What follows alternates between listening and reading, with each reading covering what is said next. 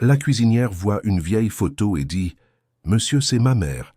L'entrepreneur tremble. La vapeur montait des casseroles tandis qu'Aimée rangeait les épices sur le plan de travail en marbre de la cuisine. Cela faisait 3 ans qu'elle travaillait dans cette maison de Neuilly-sur-Seine et elle n'avait jamais vu son employeur, le docteur Martin Durand, aussi nerveux que ce jeudi après-midi. Il fouillait les tiroirs et les armoires à la recherche de documents importants qu'il avait égarés. La femme de 52 ans le regarda lorsqu'il ouvrit le vieux tiroir du buffet, celui qui était toujours fermé à clé. Une photo jaunie glissa et tomba sur le sol en marbre.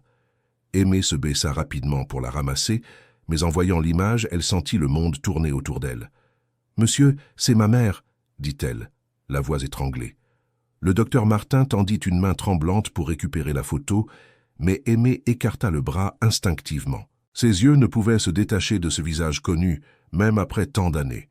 C'était Espérance, sa mère, plus jeune, en uniforme blanc d'infirmière, souriante aux côtés d'une dame aux cheveux grisonnants. « Rends-moi ça, Aimée.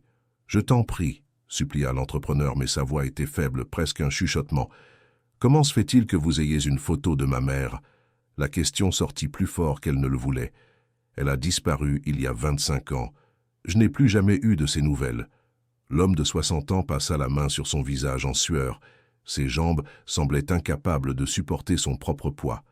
Il s'appuya sur le plan de travail, cherchant des mots qui ne venaient pas. « Ce doit être une coïncidence. Elle ressemble à quelqu'un qui a travaillé ici il y a très longtemps. » balbutia-t-il, mais son regard fuyait celui, déterminé, d'Aimée. « Une coïncidence ?» Elle approcha la photo de son visage.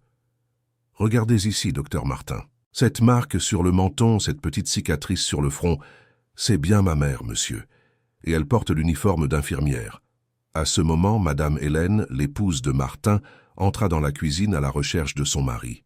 Elle avait environ 55 ans, des cheveux blonds bien coiffés et portait toujours des bijoux coûteux. En voyant la scène tendue, avec Aimée tenant une photo et son mari visiblement bouleversé, son expression changea complètement. « Qu'est-ce qui se passe ici ?» demanda-t-elle d'une voix ferme.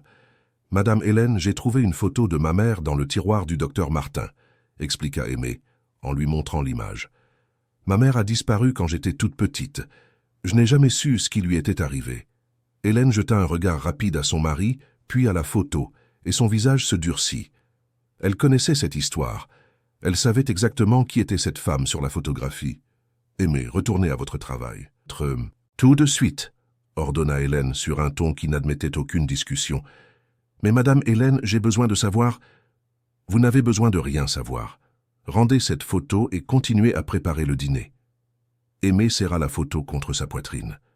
Pour la première fois en 3 ans de service dans cette maison, elle désobéissait à un ordre direct de ses employeurs. « Je ne la rendrai pas avant que quelqu'un m'explique comment cette photo est arrivée ici. » Le silence envahit la cuisine.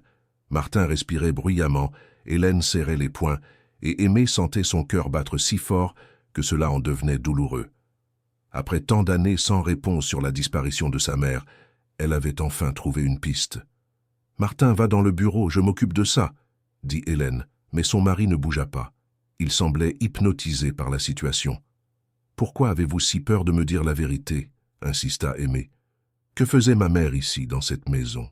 Avant que quiconque ne puisse répondre, Isabelle, la fille du couple, âgée de 17 ans, entra dans la cuisine. Elle venait de rentrer de l'école et cherchait quelque chose à manger. La jeune fille perçut immédiatement la tension dans l'air. « Qu'est-ce qui se passe ?» demanda-t-elle en regardant les 3 adultes. « Rien, ma chérie. Va dans ta chambre, » dit Hélène rapidement. Mais Isabelle était curieuse par nature et remarqua la photo entre les mains d'Aimée. Elle s'approcha et parvint à voir l'image avant que la cuisinière ne la cache. « Waouh, quelle vieille photo! Qui sont ces personnes ?» demanda-t-elle innocemment. « C'est ma mère, » répondit Aimée en regardant directement Martin. « Elle travaillait ici, dans cette maison, il y a de nombreuses années, n'est-ce pas, docteur Martin ?» L'entrepreneur retrouva finalement sa voix, mais elle sortit rauque et tremblante. « Aimée, allons parler dans mon bureau. »« Hélène, Isabelle, laissez-nous seuls, je vous prie. »« Non, » s'exclama Hélène. « Martin, tu ne vas pas... Ah, Hélène, je t'en prie » l'interrompit-il d'un regard qu'elle connaissait bien.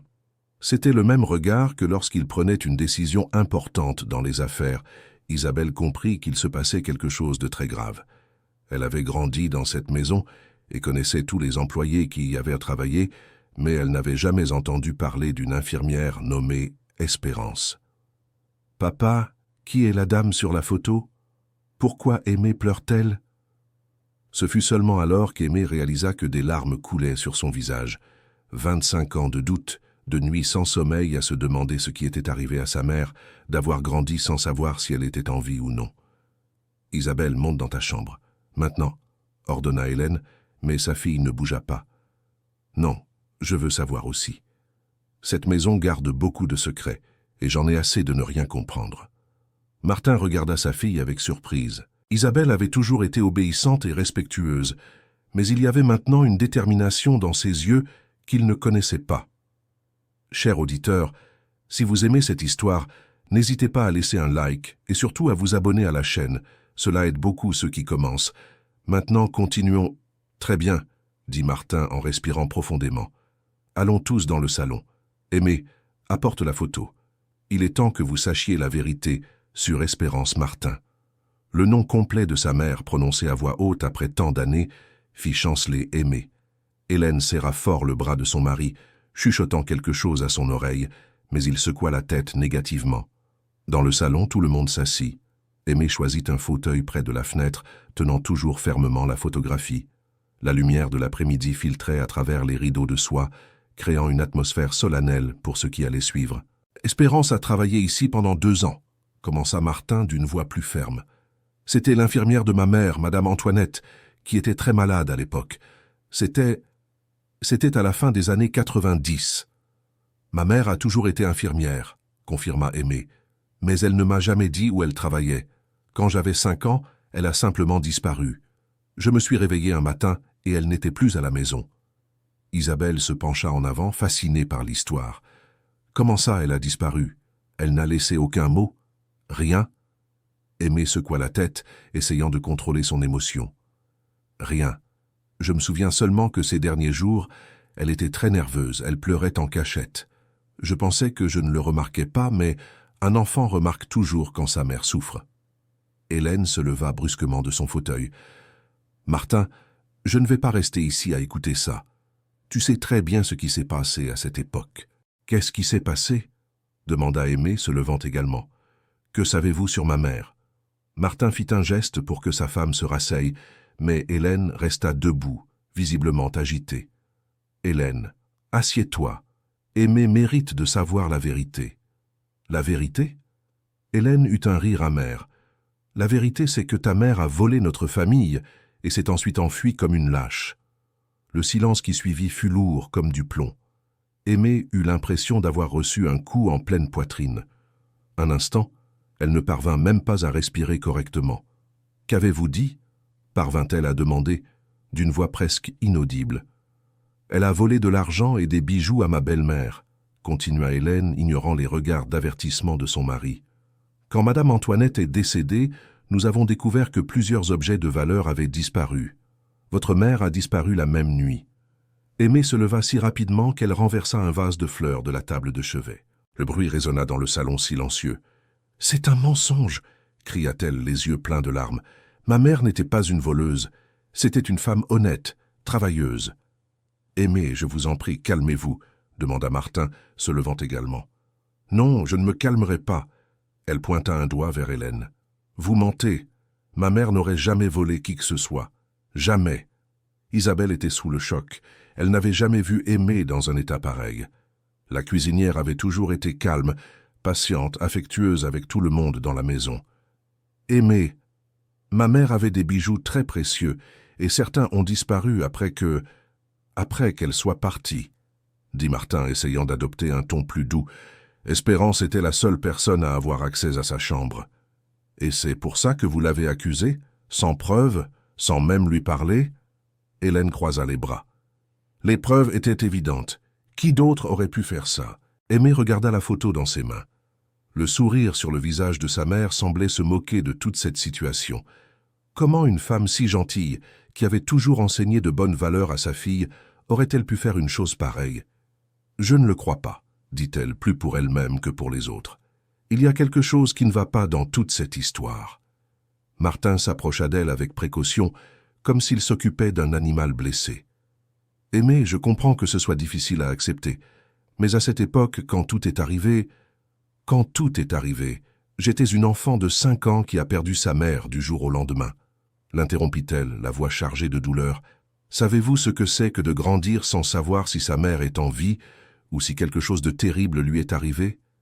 Isabelle, qui était jusqu'alors restée silencieuse, se leva et s'approcha d'Aimée. Comment avez-vous réussi à vous débrouiller seule en étant si petite? Je suis allée vivre avec ma tante Jeanne, la sœur de ma mère. Elle a fait ce qu'elle a pu, mais elle a toujours été très pauvre. Aimée essuya son visage avec le dos de sa main. Tante Jeanne est morte quand j'avais 15 ans. Depuis, je me suis débrouillée seule. Hélène, qui s'était assise, poussa un profond soupir. Écoutez, Aimée, je suis vraiment désolée pour tout ce que vous avez traversé. Mais les faits sont les faits. Votre mère a disparu en même temps que les objets de valeur.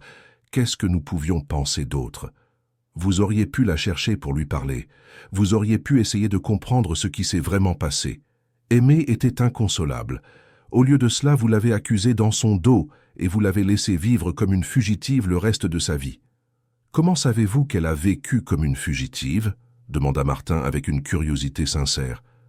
Aimée hésita. La vérité était qu'elle ne savait presque rien de ce qui était arrivé à sa mère après sa disparition. Tout ce qu'elle avait, c'était des suppositions et des espoirs. Je ne sais pas. Mais j'imagine que, si elle a été accusée à tort, elle a dû vivre avec la peur d'être retrouvée. Aimée, dit Isabelle, touchant doucement le bras de la cuisinière, l'avez-vous cherché quand vous êtes devenue plus âgée? Oui, je l'ai cherché, pendant des années. Je suis allée dans des hôpitaux, des maisons de retraite, des cimetières. Sa voix se brisa. Je n'ai jamais trouvé la moindre trace d'elle. Hélène et Martin échangèrent un regard significatif. Il y avait quelque chose qu'ils ne disaient pas. « Que savez-vous de l'endroit où se trouve ma mère » demanda Aimée, remarquant l'échange de regards. « Dites la vérité. »« Nous ne savons pas où elle est, » répondit Martin rapidement. « Nous n'avons plus jamais eu de nouvelles d'elle après cette nuit. » Mais Aimée remarqua qu'il évitait de la regarder dans les yeux en disant cela. Il y avait autre chose, elle en était sûre. « Je veux voir les autres employés qui travaillaient ici à cette époque, » dit-elle avec détermination. « Je veux leur parler. »« Ce ne sera pas possible, » dit Hélène. « La plupart ne travaillent plus ici. »« Alors donnez-moi leurs adresses, je les chercherai moi-même. »« Mais ce n'est pas une bonne idée, » tenta de la dissuader Martin. « C'était il y a très longtemps. Pourquoi remuer ces vieilles histoires? Pourquoi remuer? » Elle le regarda avec indignation. « Parce qu'il s'agit de ma mère. Parce qu'il s'agit de la vérité. » Isabelle, qui était restée pensive, se souvint soudain de quelque chose. « Papa, Madame Carmen ne travaillait-elle pas ici à cette époque? Elle dit toujours qu'elle travaille pour notre famille depuis 30 ans. » Hélène lança un regard fulminant à sa fille, mais Martin ne put nier. « Oui, Madame Carmen travaille avec nous depuis très longtemps. Où est-elle? Je veux lui parler maintenant, » exigea Aimée. « Elle n'est pas venue aujourd'hui. Sa petite fille est malade, » expliqua Hélène, clairement mal à l'aise. « Alors demain, je lui parlerai. Et je veux parler à tous les autres anciens employés aussi. » Martin soupira, comprenant qu'Aimée ne renoncerait pas facilement. « D'accord. Demain, vous pourrez parler à Madame Carmen. Mais je vous demande de comprendre que tout cela est arrivé il y a très longtemps, et les souvenirs des gens peuvent ne pas être très clairs. »« Les souvenirs des injustices ne sont jamais oubliés, » répondit Aimée, rangeant soigneusement la photo dans la poche de son tablier. Hélène se leva à nouveau, visiblement irritée. « Martin, je ne suis pas d'accord avec cela. Tu ouvres une boîte de Pandore qui devrait rester fermée. »« Pourquoi, Madame Hélène ?» demanda Aimée. « De quoi avez-vous peur que je découvre ?»« Nous n'avons peur de rien, » dit Hélène, mais sa voix trahissait une nervosité. « Nous ne voyons simplement pas la nécessité de remuer le passé. Le passé ne doit être oublié que lorsque la justice a été faite, » répliqua Aimée. « Et d'après ce que je vois, la justice n'a jamais approché l'histoire de ma mère. » Isabelle regarda ses parents, puis Aimée, et prit une décision qui surprit tout le monde. « Aimée, je vais t'aider à découvrir la vérité. »« Isabelle !» s'exclamèrent ses parents à l'unisson. « Non, papa. Si cette dame a travaillé dans notre maison, si elle a pris soin de ma grand-mère, Alors elle faisait partie de notre famille. Et s'il y a eu une injustice, nous avons l'obligation de la corriger. Hélène regarda sa fille comme si elle ne la reconnaissait pas. Isabelle, tu ne comprends pas la complexité de cette situation. Alors expliquez-moi, dit la jeune fille exaspérée. Expliquez-moi une fois pour toutes ce qui est vraiment arrivé à cette époque. La sonnerie du téléphone interrompit la discussion tendue. Martin répondit et après une brève conversation, raccrocha avec une expression inquiète. C'était le bureau. J'ai une réunion urgente. Nous continuerons cette conversation demain. Non, dit Aimé fermement. J'ai attendu 25 ans pour avoir des réponses. Je n'attendrai pas un jour de plus. Aimé, s'il te plaît, sois raisonnable, supplia Martin. Raisonnable? Vous trouvez raisonnable qu'une fille passe toute sa vie sans savoir ce qui est arrivé à sa propre mère? Hélène, perdant patience, s'adressa directement à Aimé. Très bien, tu veux savoir la vérité? Ta mère n'a pas seulement volé les bijoux, elle a aussi falsifié la signature de ma belle-mère sur des documents importants. Quand nous l'avons découvert, elle avait déjà fui. C'est impossible, cria Aimé. Ma mère savait à peine écrire correctement. Comment aurait-elle pu falsifier la signature de quelqu'un? L'affirmation d'Aimé fit hésiter Hélène un instant. Il était vrai qu'Espérance avait peu d'instructions, quelque chose que tout le monde savait à l'époque. Eh bien, elle a dû apprendre, balbutia Hélène, visiblement sans réponse convaincante. Martin remarqua l'incohérence dans les paroles de sa femme et tenta de changer de sujet. L'important maintenant est que tout cela est arrivé il y a très longtemps. Nous ne pouvons pas changer le passé. Mais nous pouvons clarifier la vérité, insista Isabelle, surprenant à nouveau ses parents par sa détermination. S'il y a eu une erreur, nous devons la corriger. Quelle erreur? Demanda Hélène, avec irritation. Sa mère a disparu avec des choses qui ne lui appartenaient pas. Où est l'erreur là-dedans? L'erreur est dans la façon dont vous avez géré la situation, répondit Aimé, retrouvant son calme. Vous l'avez condamné sans preuve concrète, sans lui donner la chance de se défendre. Martin passa la main dans ses cheveux, visiblement en proie à un conflit intérieur. Aimé, vous devez comprendre qu'à cette époque j'étais très jeune, je n'avais que 35 ans. Ma mère venait de mourir, j'étais dévasté.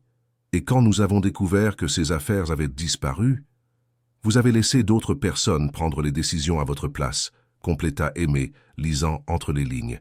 N'est-ce pas vrai? Le silence de Martin fut une réponse suffisante.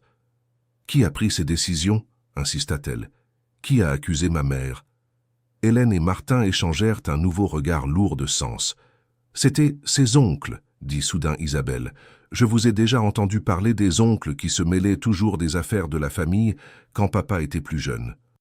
Isabelle, tu ne sais pas de quoi tu parles, réprimanda Hélène.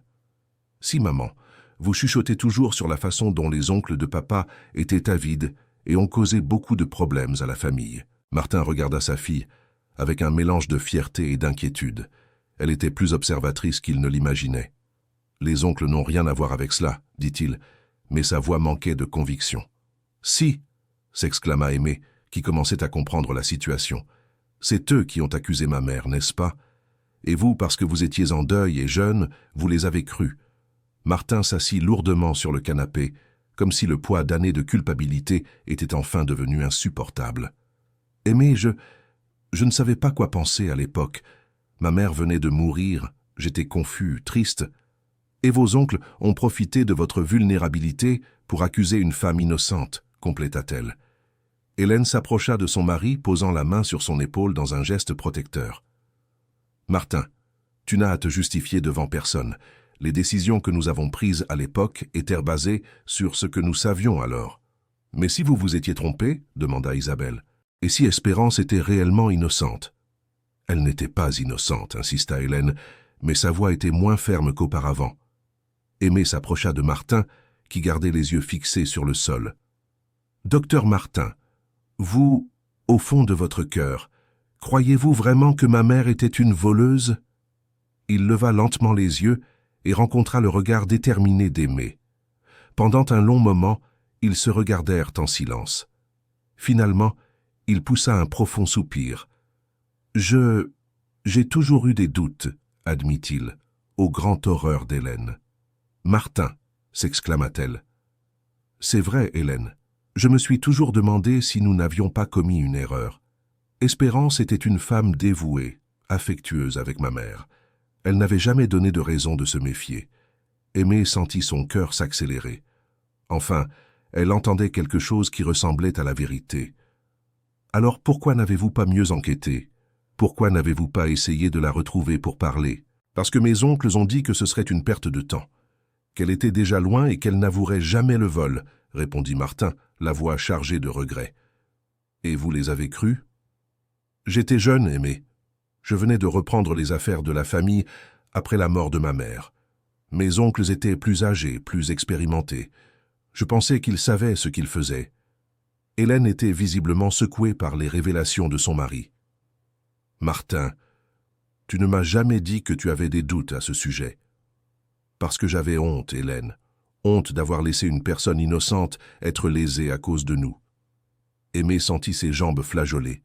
Après tant d'années, elle entendait enfin quelqu'un admettre que sa mère était peut-être innocente.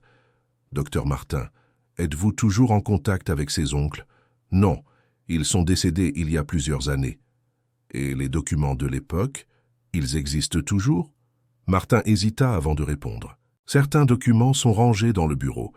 Je ne les ai jamais examinés complètement. Je veux voir ces documents, exigea Aimée. Je ne sais pas si c'est une bonne idée, dit Hélène, clairement inquiète. Pourquoi pas, maman? Demanda Isabelle. S'il n'y a vraiment rien à cacher, pourquoi ne pas laisser Aimée voir les documents? Hélène regarda sa fille comme si c'était une étrangère. Isabelle, tu ne comprends pas les implications de tout cela. Alors expliquez-moi les implications, dit la jeune fille en croisant les bras.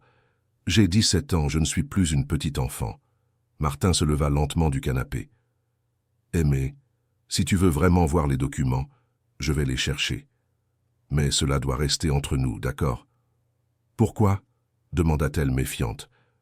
Parce que s'il y a quelque chose de mal, si nous avons vraiment commis une injustice, je veux avoir la chance de la corriger avant que la situation ne devienne publique. Aimée réfléchit un moment. D'un côté, elle voulait une justice immédiate. De l'autre, elle comprenait qu'une approche plus prudente pourrait être plus efficace. D'accord, mais je veux tout voir, tous les documents relatifs à ma mère. Tu auras accès à tout, promit Martin. Dès demain. Hélène se leva brusquement.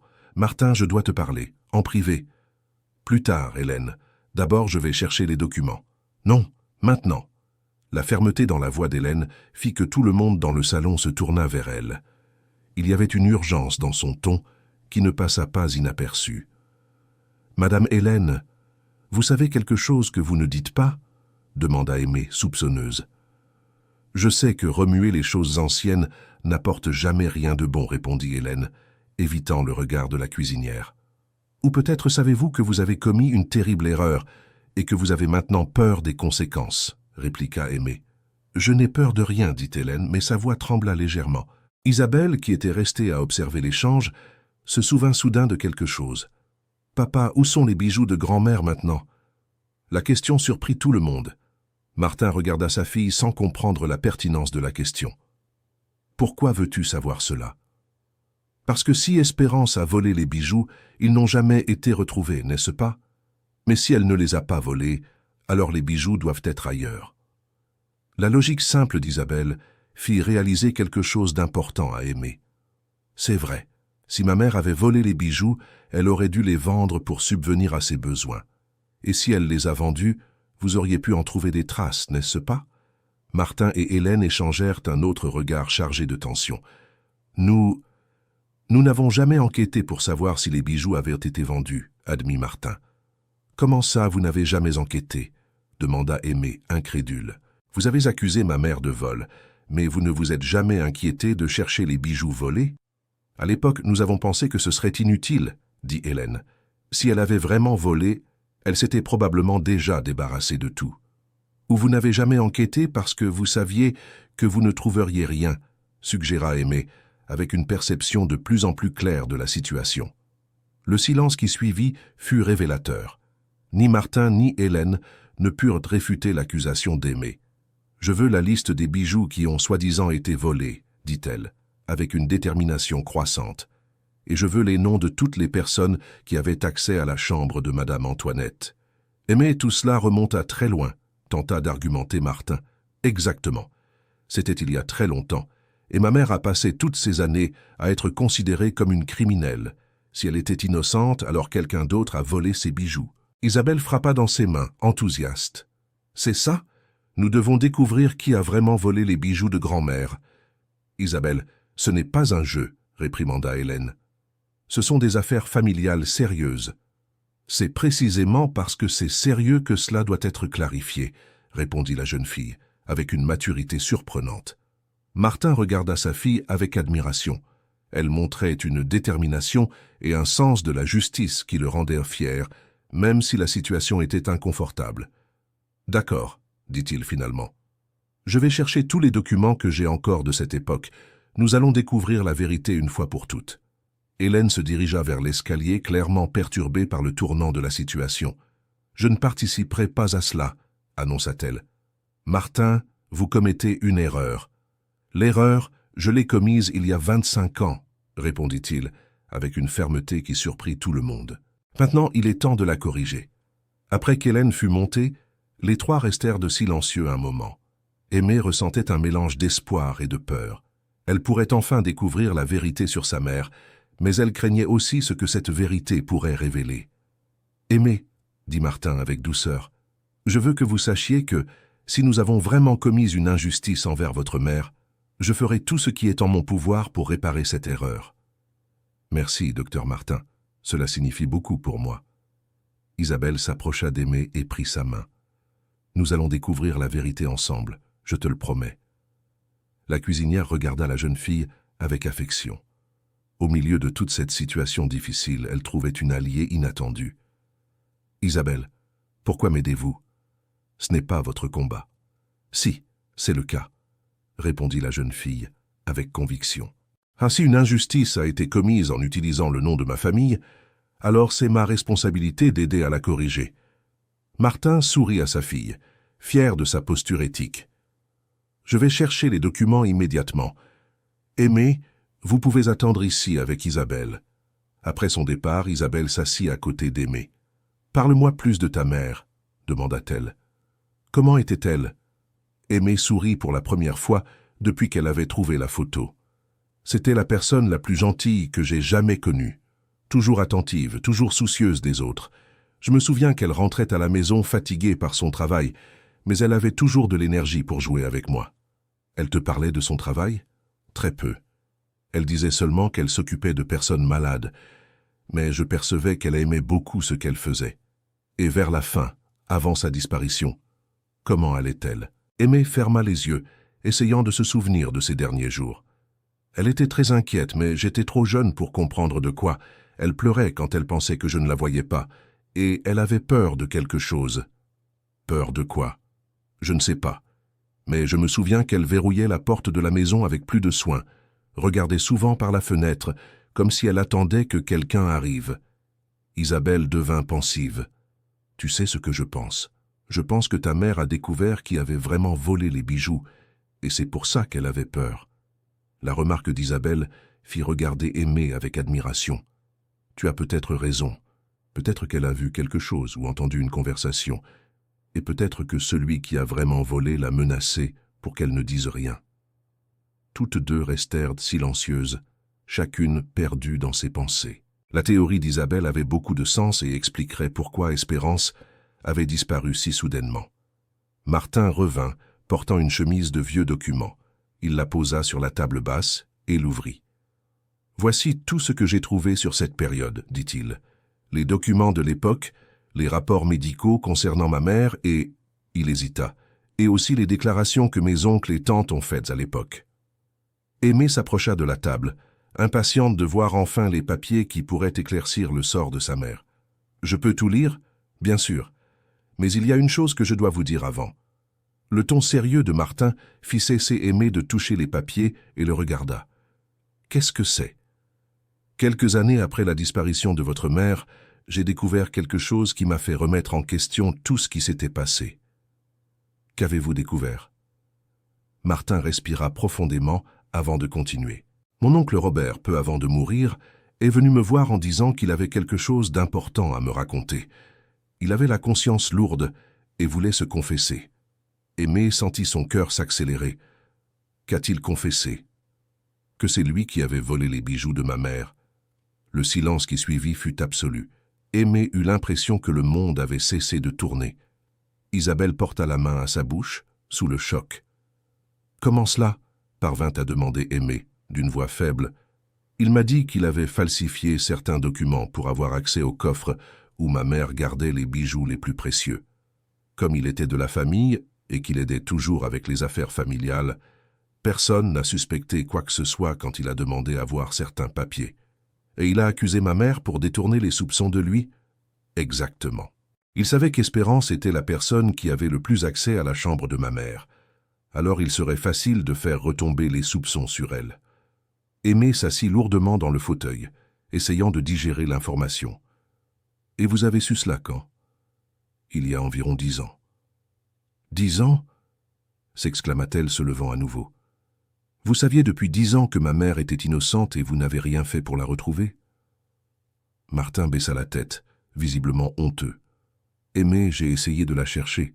J'ai engagé des détectives privés, j'ai cherché à plusieurs endroits. Et vous avez trouvé quelque chose ? » Non. C'était comme si elle avait complètement disparu. Ou comme si elle était morte, dit Aimé avec amertume. « Ne dis pas cela, supplia Isabelle en lui touchant le bras. Peut-être qu'elle est vivante quelque part, juste cachée. » « Cachée, pourquoi? Elle n'a rien fait de mal. » Martin s'approcha d'Aimé. « C'est exactement pour cela que je dois faire la paix avec cette situation. Votre mère a subi une terrible injustice, et j'en suis responsable. »« Vous n'êtes pas le seul responsable, dit-elle, plus calme. Vous avez aussi été trompé par vos oncles et tantes. Cela ne m'excuse pas. J'aurais dû mieux enquêter avant d'accepter les accusations contre elle. » Isabelle feuilletait les documents et s'arrêta soudain sur un papier spécifique. « Papa, regarde ça. Ce document a la signature de Mamie, n'est-ce pas ?» Martin s'approcha pour voir le papier. « Oui, c'est une procuration qu'elle a signée pour que mon oncle Robert s'occupe de certaines affaires financières. »« Aimé, viens voir ça !» appela Isabelle. Aimé s'approcha et observa le document. Même avec son éducation limitée, elle parvint à percevoir quelque chose d'étrange.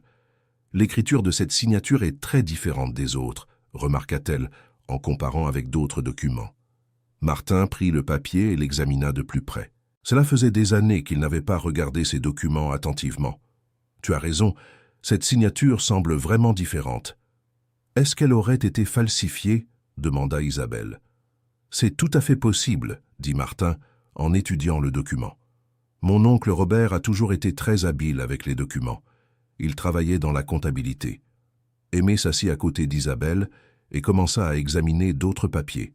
« Ici, il y a une autre signature étrange, » signala-t-elle. « Et regarde, ce document date de 2 jours avant le décès de Madame Antoinette. » Martin examina le papier qu'Aimé avait trouvé. « Ceci est un document autorisant l'ouverture du coffre à bijoux de ma mère, » expliqua-t-il, la voix de plus en plus tendue. « Et vous avez raison, la signature semble falsifiée. »« Alors votre oncle préparait le vol avant même le décès de votre mère ?» demanda Isabelle, horrifiée. « Il semblerait que oui, » admit Martin avec dégoût. « Il a profité de la maladie de ma mère pour falsifier des documents et avoir accès aux objets de valeur. » Aimé continua d'examiner les papiers et trouva quelque chose qui la révolta encore plus. « Voici une déclaration signée par votre oncle Robert disant que ma mère avait accès à tous les effets personnels de Madame Antoinette et qu'elle agissait de manière suspecte ces derniers jours. C'est la déclaration qu'il a utilisée pour étayer les accusations contre votre mère, » expliqua Martin. « Mais regardez ici, » dit Aimé en pointant un autre passage du document. « Il dit que ma mère était nerveuse et évitait le contact visuel avec les membres de la famille. »« Et alors ?» demanda Isabelle. « Si ma mère était nerveuse, ce n'était pas parce qu'elle avait volé quoi que ce soit. C'est parce qu'elle avait découvert ce qui se passait et qu'elle avait peur. » La théorie d'Aimé était très sensée. Martin prit un autre document dans le dossier. « Voici le dernier rapport médical de ma mère. Je vais vous lire ce qu'a écrit le médecin. » Il mit ses lunettes et commença à lire. « Madame Antoinette présente une amélioration significative de son état clinique grâce aux soins exceptionnels de son infirmière Espérance Martin. Le dévouement et la tendresse de cette professionnelle ont été fondamentaux pour le bien-être de la patiente. » Vous voyez, dit Aimé, ému. Le médecin lui-même faisait l'éloge de ma mère. Il y a plus, continua Martin. Espérance démontre des connaissances techniques excellentes et une éthique professionnelle admirable. C'est l'une des meilleures infirmières avec qui j'ai travaillé. Isabelle serra la main d'Aimé.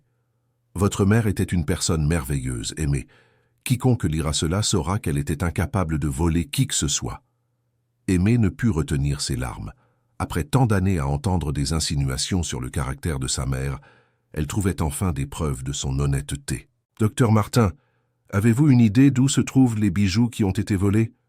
Mon oncle Robert, dans sa confession, a dit qu'il avait tout vendu et avait utilisé l'argent pour payer des dettes de jeu qu'il avait. »« Des dettes de jeu ?» demanda Isabelle, surprise. « Oui, Robert était accro aux jeux d'argent et devait beaucoup d'argent à des personnes dangereuses. Les bijoux de ma mère ont été le moyen qu'il a trouvé pour éponger ses dettes. Et où est cet argent maintenant? Il a disparu depuis longtemps. Robert est mort pratiquement dans la misère, malgré avoir volé une fortune. » Aimé continua de fouiller dans les documents et trouva quelque chose qui la surprit. « Il y a une lettre ici, » dit-elle, en montrant une enveloppe jaunie. « Quelle lettre ?» demanda Martin, en prenant l'enveloppe de ses mains. « C'est écrit « Pour Martin », à n'ouvrir qu'en cas de nécessité, lut Isabelle, en regardant par-dessus l'épaule de son père. « C'est l'écriture de mon oncle Robert, » confirma Martin, « mais je n'ai jamais vu cette lettre auparavant. »« Ouvrez-la » demanda Aimé, impatiente. Martin ouvrit soigneusement l'enveloppe et en sortit une feuille de papier. Ses yeux s'écarquillèrent, tandis qu'il lisait le contenu. « Qu'est-ce qui est écrit » demandèrent Aimé et Isabelle en même temps. Martin leva les yeux du papier avec une expression de choc total. Il avoue tout ici, en détail. Comment il a falsifié les documents, comment il a volé les bijoux, comment il a planté les preuves pour accuser Espérance. « Et y a-t-il autre chose » demanda Aimé, remarquant que Martin lisait encore. « Oui, » dit-il, d'une voix tremblante. « Il y a une information concernant votre mère. » Le cœur d'Aimé manqua de s'arrêter. Que dit-il à son sujet? Martin hésita, se débattant clairement intérieurement pour savoir s'il devait le dire ou non. « Docteur Martin, s'il vous plaît, je dois savoir. » Il poussa un profond soupir et continua de lire la lettre. Robert dit que le jour où Espérance a disparu, il l'a cherchée pour la menacer. Il a dit que si elle disait quoi que ce soit sur ses soupçons, il ferait en sorte qu'elle soit arrêtée pour vol. Ma mère le soupçonnait. Selon cette lettre, elle avait trouvé des documents falsifiés dans la chambre de votre grand-mère et était sur le point de le dénoncer. « Et quoi d'autre » insista Aimé, percevant qu'il y avait plus d'informations. Martin continua de lire, mais son expression devint de plus en plus sombre. Robert dit qu'il ne savait pas où sa mère était partie quand elle avait disparu, mais qu'il avait entendu des rumeurs. Quelles rumeurs? Qu'elle était partie dans une ville de province en Provence, où elle avait une connaissance. Le cœur d'Aimé s'emballa. Enfin, une piste concrète sur le lieu de sa mère. Quelle ville? Il dit le nom. Il le dit, oui, Clermont. Clermont? Bon. Répéta Aimé, essayant de se souvenir si elle avait déjà entendu ce nom auparavant. « Tu connais cette ville ?» demanda Isabelle. « Non, mais attends. » Aimé se concentra, essayant de se souvenir de quelque chose. « Ma mère avait une amie appelée Dorothée qui a déménagé en province quand j'étais toute petite. »« Peut-être que ta mère a cherché cette amie, » compléta Martin. « C'est possible. » Dorothée était aussi infirmière. Elles ont travaillé ensemble dans un hôpital avant que ma mère ne vienne travailler ici. Isabelle était excitée par ces découvertes. « Aimé, tu dois aller à Clermont chercher ta mère. Je n'ai pas d'argent pour voyager, » dit-elle, découragée. « Et même si j'en avais, c'était il y a si longtemps. »« Aimé, » l'interrompit Martin avec fermeté. « Je vais payer ton voyage pour Clermont, et je viens avec toi. »« Docteur Martin, monsieur n'a pas besoin. »« Si, j'en ai besoin. C'est la seule façon pour moi de commencer à réparer l'erreur que j'ai commise. » Hélène, qui était descendue silencieusement les escaliers, apparut à la porte du salon. « Martin, que faites-vous en bas? Il est déjà plus de 10 heures du soir. »« Hélène, je dois te dire quelque chose, » dit-il, se levant avec la lettre à la main. « Tu peux parler après. Maintenant, tout le monde dans sa chambre. Demain, vous continuerez cette conversation. »« Non, Hélène, tu dois entendre ça maintenant. » La gravité dans la voix de Martin fit qu'Hélène s'approcha, bien que visiblement réticente. « Qu'est-ce qu'il y a » Nous avons trouvé une confession écrite de mon oncle Robert. Il admet avoir volé les bijoux de ma mère et avoir injustement accusé Espérance. » Hélène resta silencieuse un long moment, digérant l'information. « Une confession » demanda-t-elle finalement. « Oui, tout est là par écrit. » Aimé avait raison. Sa mère était innocente. Hélène s'assit lentement dans un fauteuil, comme si ses jambes ne pouvaient plus la soutenir. « Mon Dieu, chuchota-t-elle. Qu'avons-nous fait? Nous avons commis une terrible erreur, admit Martin, mais maintenant nous avons la chance de la corriger. Comment? Demanda Hélène d'une voix faible. Si Espérance est vivante, comment allons-nous expliquer 25 ans d'injustice? Nous allons demander pardon, dit Aimé, surprenant tout le monde par sa simplicité, et nous allons essayer de réparer le préjudice qui a été causé. Hélène regarda la cuisinière avec admiration. Aimé, après tout ce que vous avez traversé à cause de nous, seriez-vous encore capable de nous pardonner? Madame Hélène, garder rancune ne va pas ramener ma mère. Ce qui importe maintenant, c'est de la retrouver et d'éclaircir toute cette histoire. Martin s'approcha d'Aimé. Dès demain, nous partons pour Clermont. Je vais annuler tous mes rendez-vous. Je viens aussi, annonça Isabelle. Non, ma fille, tu as l'école. Papa, c'est plus important que n'importe quel cours. S'il te plaît, laisse-moi venir aussi. Hélène, qui était jusqu'alors restée silencieuse, surprit tout le monde. Martin, si tu voyages pour régler cette affaire, je viens aussi avec toi. Hélène, tu n'as pas besoin... Si, j'en ai besoin. Si notre famille a commis cette injustice, alors toute notre famille doit participer à la réparation. Aimé regarda les trois personnes devant elle et sentit un mélange de gratitude et d'espoir.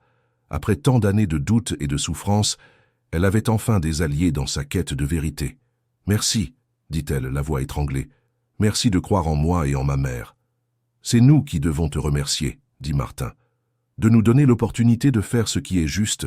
Cher auditeur, si vous aimez l'histoire, n'hésitez pas à laisser un like et surtout à vous abonner à la chaîne. Cela nous aide énormément, nous qui débutons. Maintenant, continuons. Le lendemain matin, l'ambiance dans la maison était différente. Aimé se réveilla tôt, comme toujours, mais au lieu de se rendre directement à la cuisine, elle se dirigea vers le salon où elle avait laissé les documents la veille au soir. Elle voulait tout relire plus calmement, absorber chaque détail de la confession de Robert. Martin était déjà là, assis dans le fauteuil avec une tasse de café à la main, en train d'étudier quelques papiers. « Bonjour, Aimé. Vous avez bien dormi ?»« Pour être honnête, j'ai à peine réussi à fermer l'œil, » admit-elle. « Je n'arrête pas de penser qu'aujourd'hui je vais peut-être enfin retrouver ma mère. Ou peut-être que nous trouverons des informations qui nous mèneront à elle, » dit-il, essayant de ne pas créer trop d'attentes. « Aimé, vous devez vous préparer à l'éventualité que votre mère ne soit peut-être plus à Clermont. Cela fait 25 ans. »« Je sais, mais au moins je saurai que j'ai essayé. » Hélène descendit l'escalier déjà habillée pour le voyage. Elle avait passé la nuit à repenser toute la situation et était arrivée à la conclusion qu'elle devait vraiment participer à la recherche de la vérité. « Bonjour, » dit-elle avec un sourire timide. « Martin, as-tu fait les réservations à l'hôtel? » « Tout est déjà organisé. Et vous, Aimé, avez-vous besoin de quelque chose pour le voyage? » ?»« Non, merci. Je veux juste prendre la photo que j'ai trouvée hier. » Isabelle apparut en courant dans l'escalier, portant un sac à dos. « Je suis déjà prête. »« Isabelle, es-tu sûre de vouloir y aller ?» demanda Hélène. « Nous ne savons pas ce que nous allons y trouver. »« J'en suis sûre, maman.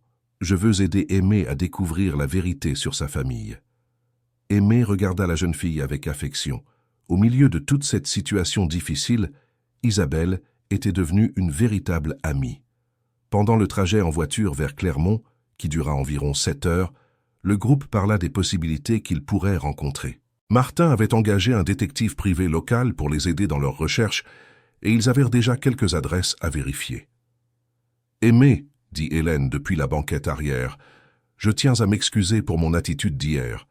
J'avais peur des conséquences de toute cette situation. » « Quelles conséquences, Madame Hélène?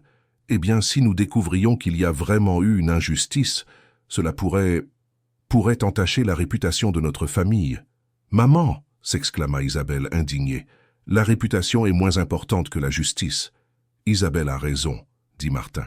« La vérité doit toujours être plus importante que les apparences. »« Je le sais maintenant, » admit Hélène. « Passer toute la nuit à réfléchir à la situation m'a fait réaliser que nous avions tort depuis longtemps. Aimé se retourna pour regarder Hélène. « Madame Hélène, ce qui importe, c'est que vous soyez là maintenant, prêt à réparer l'erreur. Cela signifie beaucoup pour moi. » Lorsqu'ils arrivèrent à Clermont, il était déjà le milieu de l'après-midi. La ville était plus grande qu'Aimé ne l'avait imaginé, ce qui rendait la recherche encore plus difficile. Le détective privé, un homme nommé Joachim, les retrouva à l'hôtel où ils logeaient. « J'ai quelques informations préliminaires, » dit-il en ouvrant un dossier. « J'ai réussi à localiser les registres d'une infirmière nommée Espérance Martin, qui a travaillé à l'hôpital municipal ici entre 2000 et 2010. » Le cœur d'Aimé s'emballa. « Elle a travaillé ici pendant 10 ans ?»« Oui, et selon les registres, c'était une professionnelle très respectée.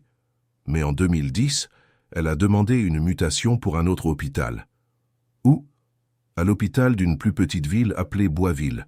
C'est à environ 1 heure d'ici. » Martin se leva immédiatement. « Allons à Boisville tout de suite. »« Papa, il se fait tard, » fit remarquer Isabelle.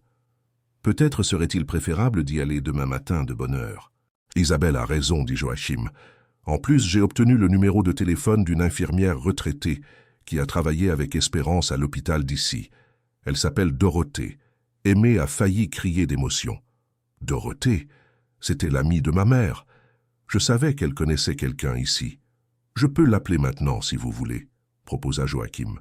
« S'il vous plaît, appelez, » demanda Aimé, parvenant à peine à contenir son anxiété. Joachim composa le numéro et après quelques sonneries, quelqu'un répondit. « Allô, Madame Dorothée ? Ici Joachim, le détective privé. »« Oui, exactement. La demoiselle est avec moi maintenant. »« Comment ? Elle est là ? Je peux lui passer le téléphone ?» Aimé prit le téléphone avec les mains tremblantes. « Allô ? Aimé ?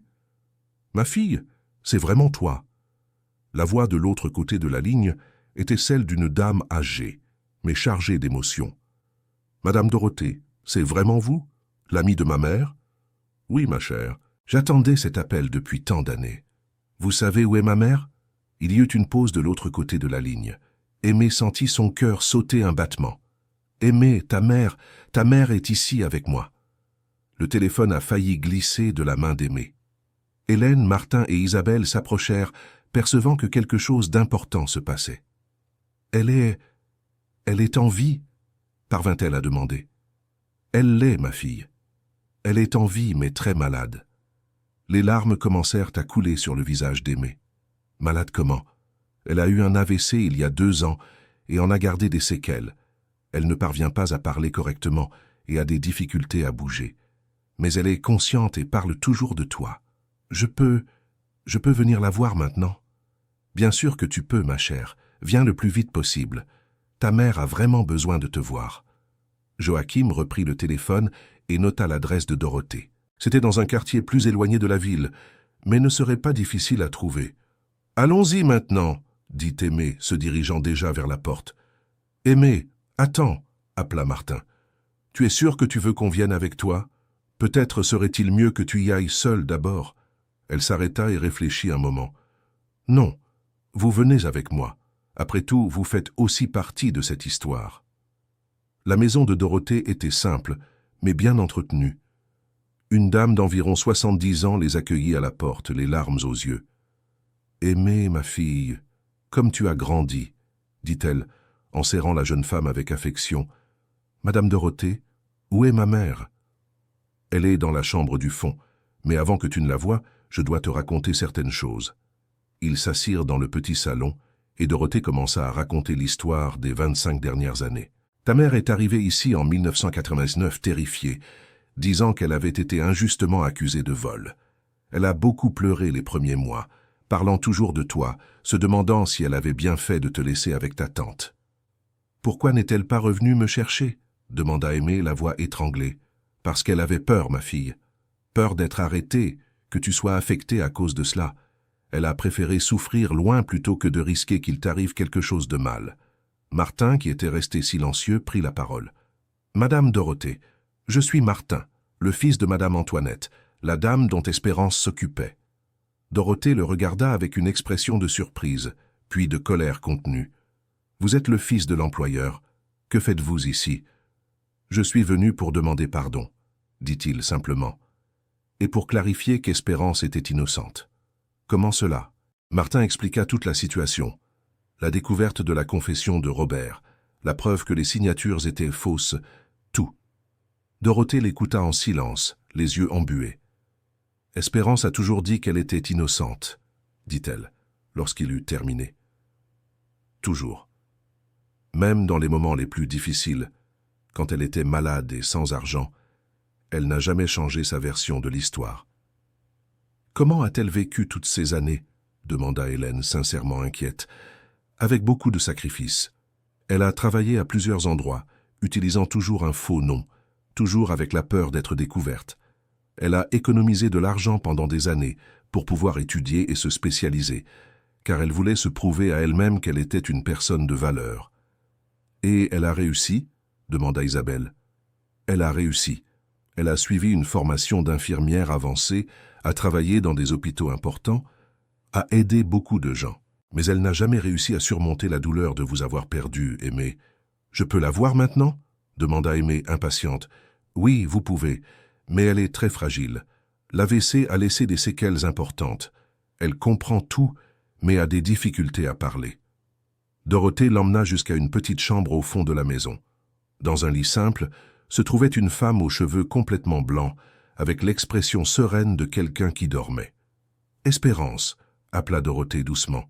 « Espérance, réveillez-vous. Il y a une surprise pour vous. » La femme ouvrit lentement les yeux. Quand elle vit Aimée immobile à la porte, son expression changea complètement.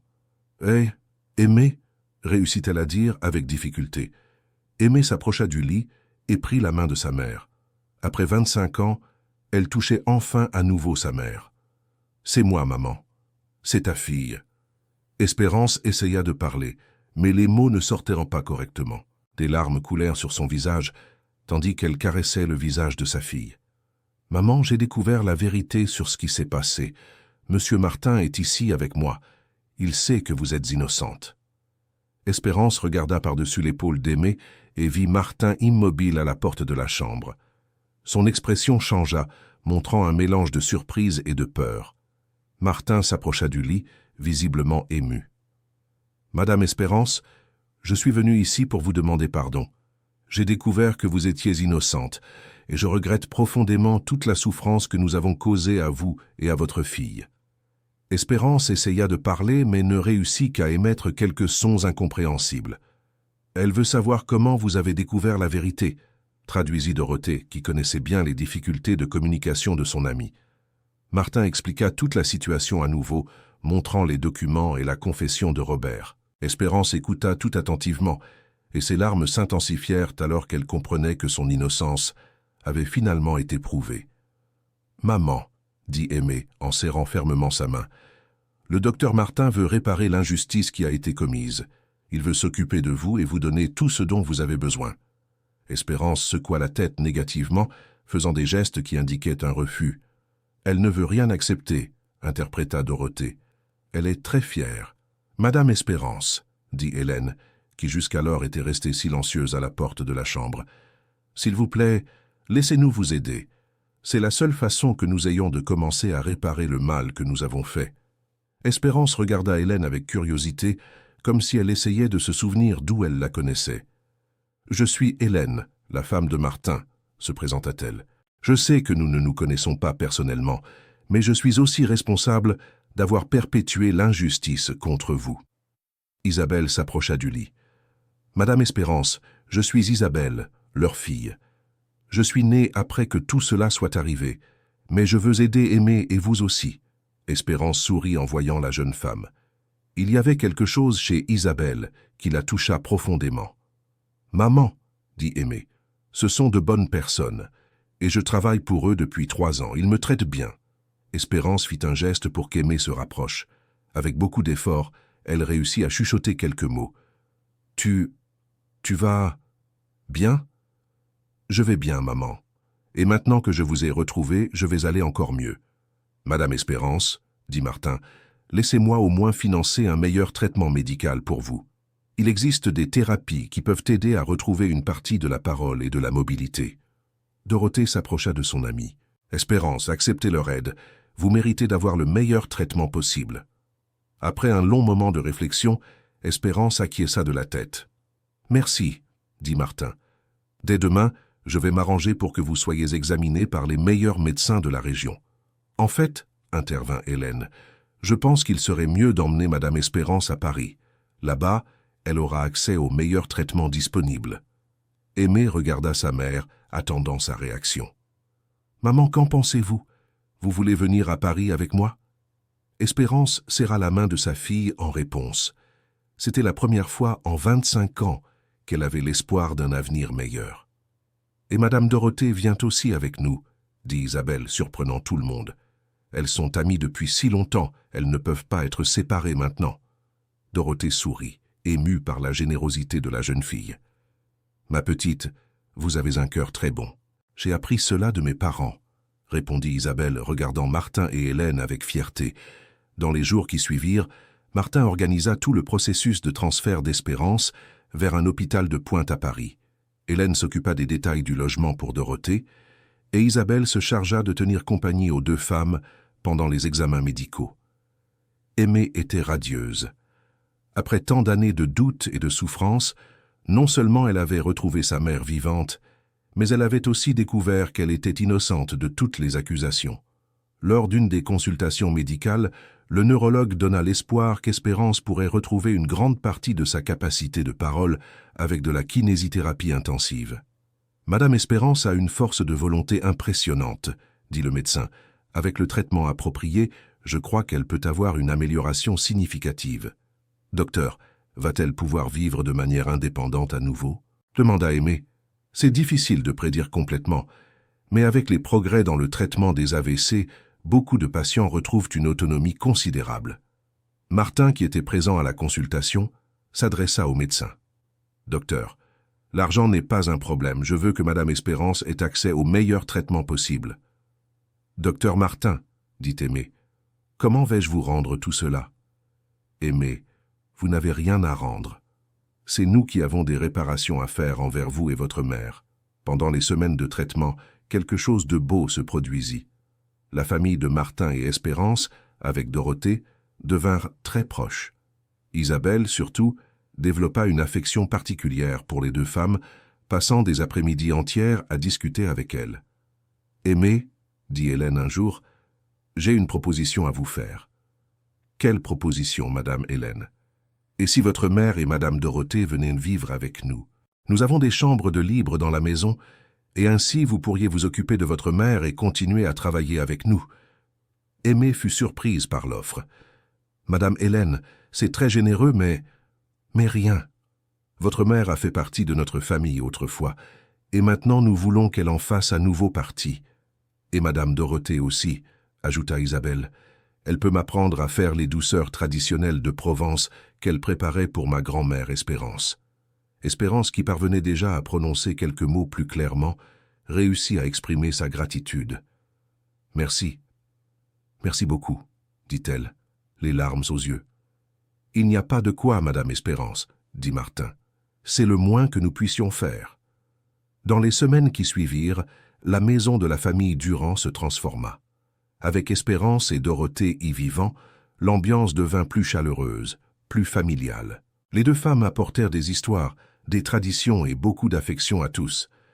Hélène découvrit qu'elle adorait discuter avec Dorothée de vieilles recettes et de la vie en province. Martin trouva en Espérance une source de sagesse et d'humilité qui l'impressionnait. Et Isabelle gagna deux grands-mères de cœur qui la comblèrent de cadeaux et de conseils. Aimée était plus heureuse que jamais. Pouvoir prendre soin de sa mère tous les jours, voir son amélioration graduelle, et en plus avoir le soutien de la famille Durand, c'était plus qu'elle n'aurait pu rêver. Un jour, environ 2 mois après la découverte, Martin appela Aimée pour parler en privé.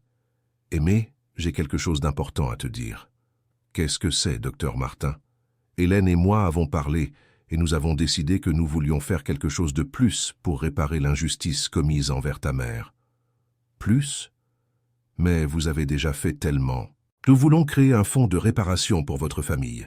Une somme qui compense même minimalement toutes ces années de souffrance que vous avez traversées. Docteur Martin, ce n'est pas nécessaire. C'est nécessaire, Aimé, pour notre propre conscience et pour que la justice soit vraiment faite. Quel type de fonds? Une somme suffisante pour garantir que toi et ta mère ayez une sécurité financière pour le reste de vos jours. Et nous voulons aussi donner le nom de ta mère à un projet caritatif que nous sommes en train de créer. Quel projet?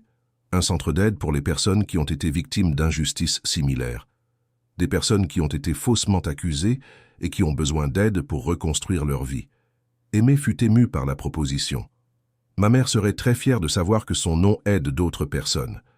C'est exactement ce que nous voulons, que votre souffrance serve à éviter que d'autres personnes ne vivent la même situation. Ce soir-là, pendant le dîner en famille, qui incluait désormais Espérance, Dorothée, Hélène, Martin, Isabelle et Aimé, Martin fit une annonce officielle.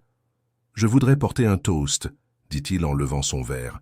« À Espérance Martin, une femme d'un caractère admirable qui a subi une terrible injustice, mais qui n'a jamais perdu sa dignité et sa bonté.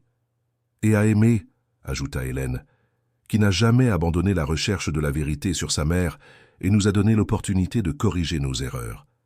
Et à Dorothée, dit Isabelle, qui a pris soin de ma nouvelle grand-mère Espérance avec tant d'affection pendant toutes ces années.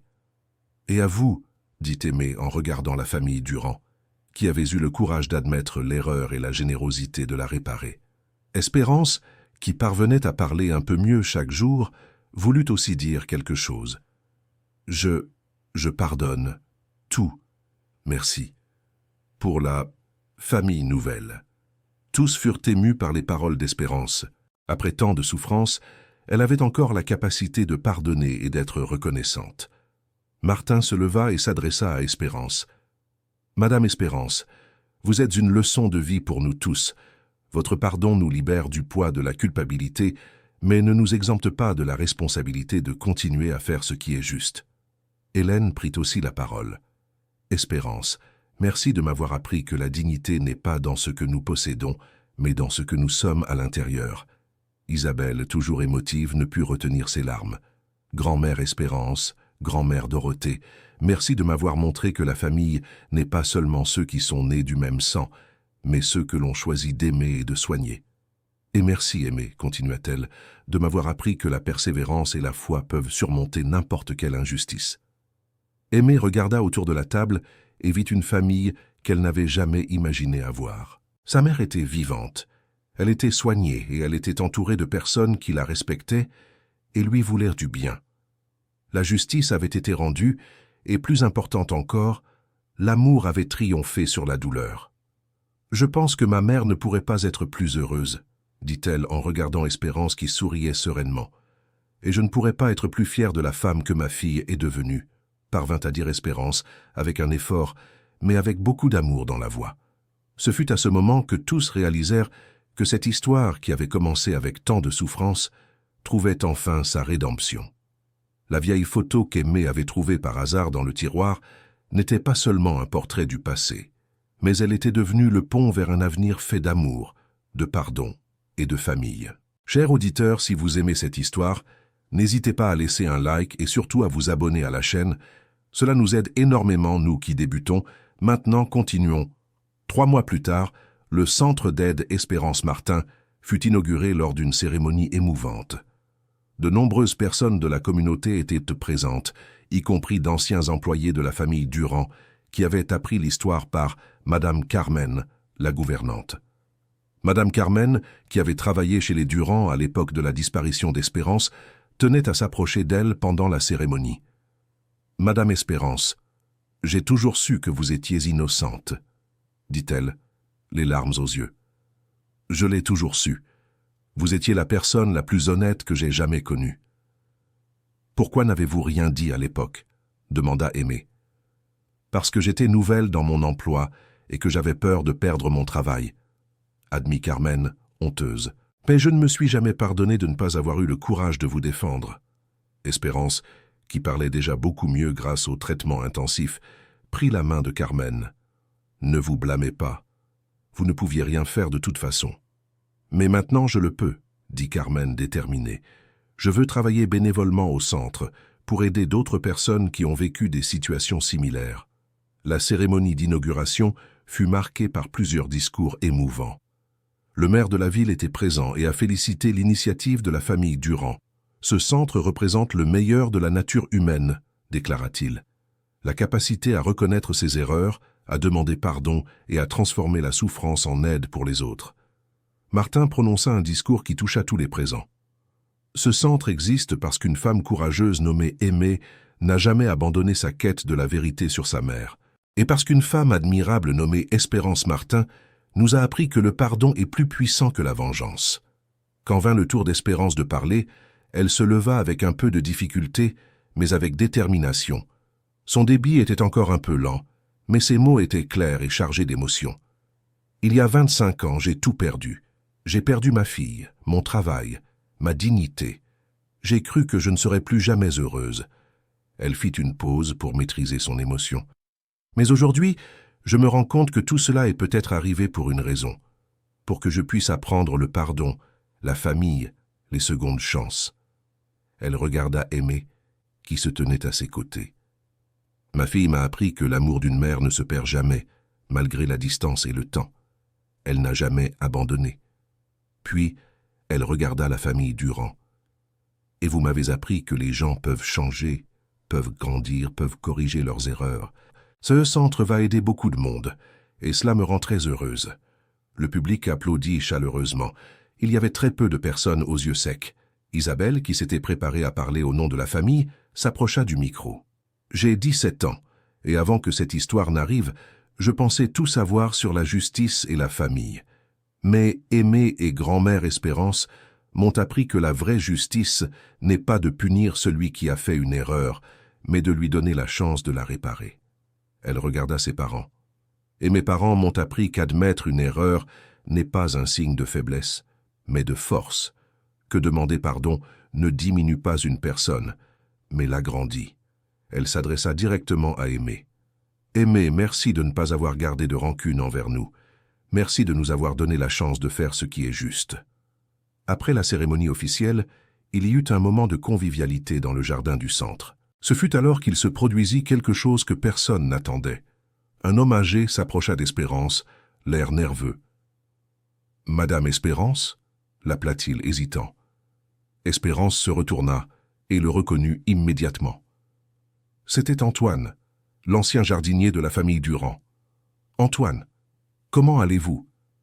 Madame Espérance, je dois vous demander pardon. » « Pardon, pourquoi ?» L'homme se mit à pleurer. « Parce que j'ai vu Monsieur Robert sortir de la chambre de la patronne avec un sac à la main, la nuit où vous avez disparu. Je savais qu'il y avait quelque chose qui n'allait pas, mais quand ils ont accusé madame, j'ai eu peur de parler et de perdre mon emploi. » Aimée s'approcha, intéressée par la confession. « Vous avez vu l'oncle Robert voler les bijoux ? » ?»« Oui, mademoiselle. Je l'ai vu sortir en cachette de la maison à l'aube avec un sac lourd. Le lendemain, quand nous avons appris que les bijoux avaient disparu et que la culpabilité retombait sur votre mère, j'ai voulu parler. Mais ma femme était malade. Elle avait besoin de l'argent du travail. »« Antoine, » interrompit Espérance doucement, « je comprends. Vous aviez une famille à charge. Mais vous aussi, dit-il désespéré.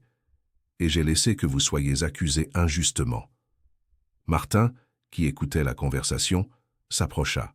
« Antoine, pouvez-vous nous raconter exactement ce que vous avez vu cette nuit-là » Le jardinier rapporta tout en détail.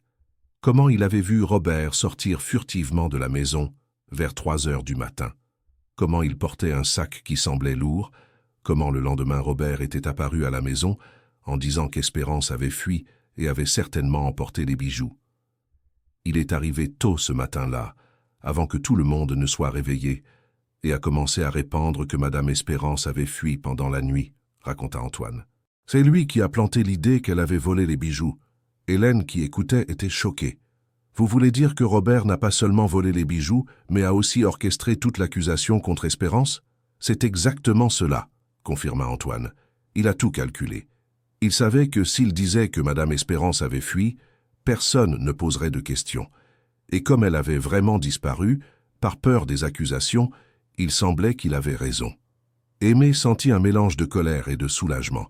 De la colère en sachant comment sa mère avait été manipulée, mais du soulagement d'avoir une confirmation de plus de son innocence. « Antoine, dit-elle, merci d'être venu ici pour dire la vérité.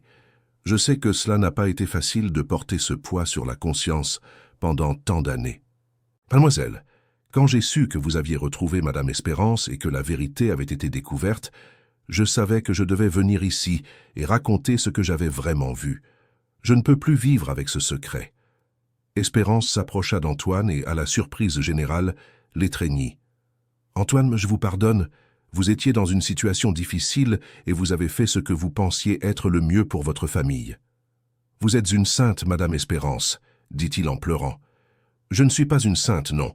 Je suis juste une personne qui a appris que garder de la rancœur n'améliore la vie de personne. » La confession d'Antoine fut une pièce de plus qui s'ajusta au puzzle de la vérité. Martin réalisa qu'il avait été encore plus manipulé par son oncle qu'il ne l'imaginait. Robert n'a pas seulement volé les bijoux, mais a aussi orchestré tout le schéma pour incriminer Espérance, dit-il à Hélène. Il a été bien plus calculateur que je ne le pensais. L'important est que nous connaissons maintenant toute la vérité, répondit Hélène, et que nous avons pu faire justice, même tardivement. Dans les mois qui suivirent, le centre d'aide Espérance Martin devint un repère dans la ville. Beaucoup de personnes qui avaient subi des injustices y cherchèrent de l'aide, et plusieurs familles furent réconciliées grâce au travail accompli. Aimé prit officiellement la coordination du centre, combinant cette fonction avec son travail chez la famille Durand. Espérance, même avec ses limitations physiques, participait activement aux activités, offrant un soutien émotionnel à ceux qui arrivaient au centre. Dorothée devint une sorte de matriarque de l'endroit, cuisinant pour les visiteurs et offrant son affection maternelle à ceux qui en avaient besoin. Isabelle, malgré ses études, consacrait plusieurs heures par semaine au centre, en aidant particulièrement les jeunes qui traversaient des situations difficiles. Hélène a surpris tout le monde en se révélant une excellente administratrice du centre, s'occupant de toute la partie financière et bureaucratique avec efficacité et dévouement. Et Martin est devenu le principal financeur et promoteur du projet, utilisant son influence d'entrepreneur pour obtenir des dons et du soutien d'autres entreprises. 1 an après la découverte de la vérité, la famille était réunie pour le dîner du dimanche, comme c'était devenu la tradition. La grande table de la salle à manger était toujours pleine. Espérance, Dorothée, Aimé, Martin, Hélène, Isabelle et souvent quelques invités spéciaux. Ce dimanche-là, Aimé avait quelque chose d'important à annoncer. « Tout le monde, j'ai une nouvelle à vous annoncer, » dit-elle avec un sourire mystérieux. « Quelle nouvelle ?» demanda Isabelle, curieuse. « Je vais me marier. » La table a explosé en exclamations de joie et de surprise. « Avec qui ?»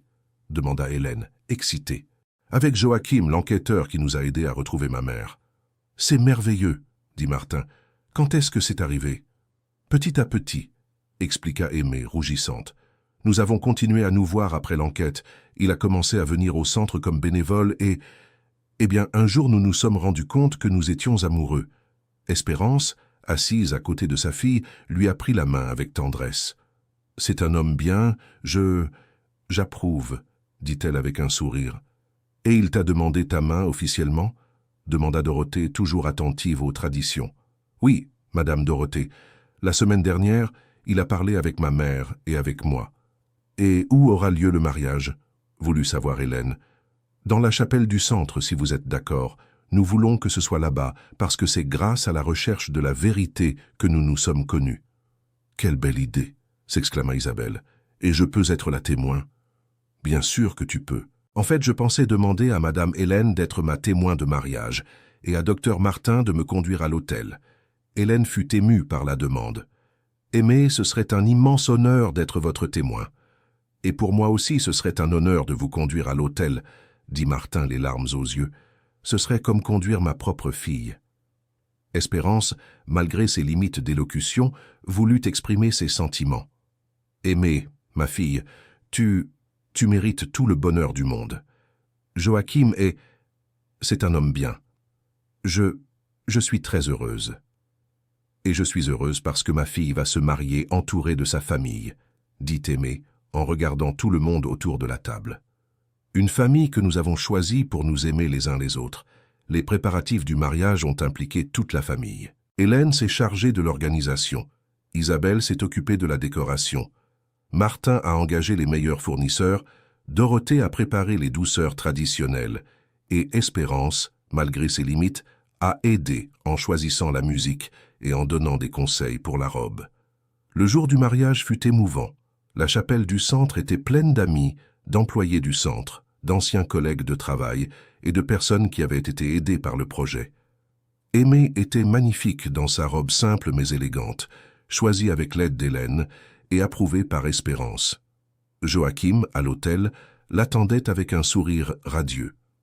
Quand Martin a donné Aimé à Joachim, il lui a chuchoté à l'oreille « Votre mère est fière de vous, et moi aussi je suis fier ». Pendant la cérémonie, le prêtre a fait une réflexion sur la façon dont ce mariage symbolisait bien plus que l'union de deux personnes. Aimé et Joachim se sont rencontrés dans une quête de vérité et de justice. Et aujourd'hui, leur union représente la victoire de l'amour sur l'injustice, de la famille sur la solitude, de l'espoir sur le désespoir. Espérance, assise au premier rang à côté de Dorothée, pleurait d'émotion. Voir sa fille si heureuse, entourée de personnes qui l'aimaient, était plus qu'elle n'avait jamais osé rêver. Quand vint le moment des vœux, Aimé surprit tout le monde par ses paroles. « Joachim, vous êtes apparu dans ma vie quand j'avais le plus besoin de quelqu'un qui croit en moi et en ma quête. Vous m'avez aidé à trouver non seulement ma mère, mais aussi une famille dont j'ignorais avoir besoin. » Elle regarda la famille Durand. Martin, Hélène et Isabelle m'ont appris que la famille n'est pas seulement celle avec laquelle on naît, mais celle que l'on choisit de garder. Et ma mère et Madame Dorothée m'ont montré que le véritable amour surmonte toute distance ou difficulté. Joachim avait également préparé des vœux spéciaux. « Aimé, quand j'ai accepté d'enquêter sur le cas de votre mère, je pensais que ce serait juste un travail de plus. Mais j'ai fini par trouver non seulement la vérité que vous cherchiez, mais aussi l'amour de ma vie. » La fête après la cérémonie fut joyeuse et détendue. Tous dansèrent, chantèrent et célébrèrent non seulement le mariage d'Aimé et Joachim, mais aussi l'union d'une famille qui s'était formée à travers les épreuves. Pendant la danse des mariés, Espérance parvint à se lever du fauteuil roulant qu'elle devait encore utiliser parfois et dansa quelques morceaux, soutenus par Aimé et Joachim.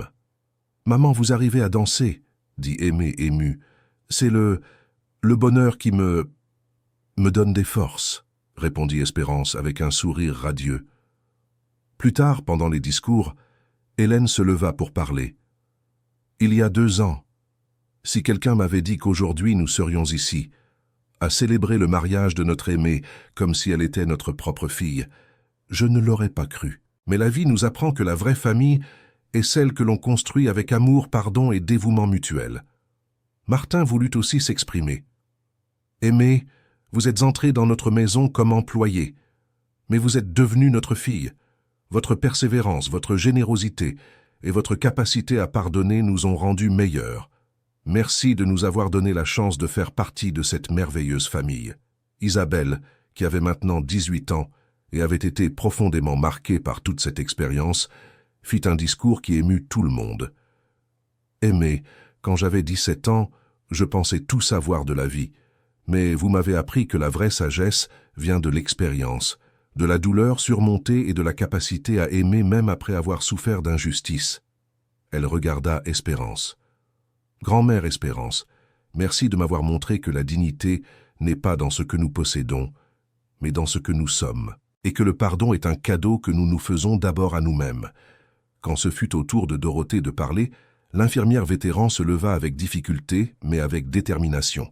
« J'ai pris soin d'Espérance pendant 25 ans. Je l'ai vue pleurer sa fille perdue. Je l'ai vue lutter contre la maladie. Je l'ai vue toujours garder l'espoir de retrouver un jour Aimé.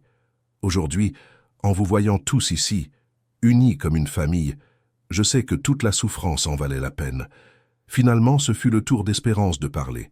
Avec l'aide d'Aimé, elle se leva et s'adressa aux invités. Son élocution était bien meilleure, résultat de mois de traitement intensif. « Mes chers, il y a 25 ans, j'ai cru que ma vie était finie. J'ai perdu ma fille, j'ai perdu mon travail, j'ai perdu ma dignité. Mais aujourd'hui, je réalise que tout cela est arrivé pour que je puisse apprendre les leçons les plus importantes de la vie. Elle fit une pause, regardant chaque personne spéciale dans sa vie. J'ai appris qu'une mère ne perd jamais l'amour pour sa fille, même avec la distance. J'ai appris que les gens peuvent faire des erreurs, mais qu'ils peuvent aussi les corriger. J'ai appris que la famille est bien plus que des liens du sang. Et j'ai appris que le pardon libère à la fois celui qui pardonne et celui qui est pardonné. Elle s'adressa spécifiquement à Aimée et Joachim. « Aimée, ma chère fille, vous n'avez jamais abandonné. Quand tout le monde pensait que j'étais une voleuse, tu as continué à croire en mon innocence. Joachim, merci d'avoir aidé ma fille à me retrouver et de l'aimer comme elle mérite d'être aimée. » Ensuite, elle regarda la famille Durand. « Martin, Hélène et Isabelle, vous avez eu l'humilité de reconnaître une erreur et la générosité de la corriger. Plus que cela, vous nous avez offert une famille. Je n'oublierai jamais votre bonté. » Et enfin, elle s'adressa à tous les présents. « À vous tous qui êtes ici aujourd'hui, souvenez-vous, il n'est jamais trop tard pour faire ce qui est juste. Il n'est jamais trop tard pour demander pardon. Il n'est jamais trop tard pour recommencer.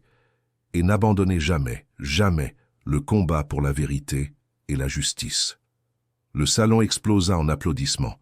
Il n'y avait pas une seule personne qui n'était pas émue par les paroles d'espérance. Après la fête, alors que la famille était réunie dans le salon de la maison des Durand, évoquant les moments spéciaux de la journée, Aimée sortit la vieille photo de sa poche. « Regardez, » dit-elle en montrant la photographie jaunie.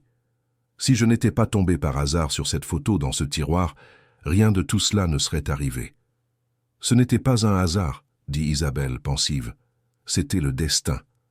La photo attendait le bon moment pour être trouvée. »« Peut-être as-tu raison, » approuva Martin. « Peut-être que tout est arrivé au bon moment, de la bonne manière. »« C'est qu'allons-nous faire de la photo maintenant ?»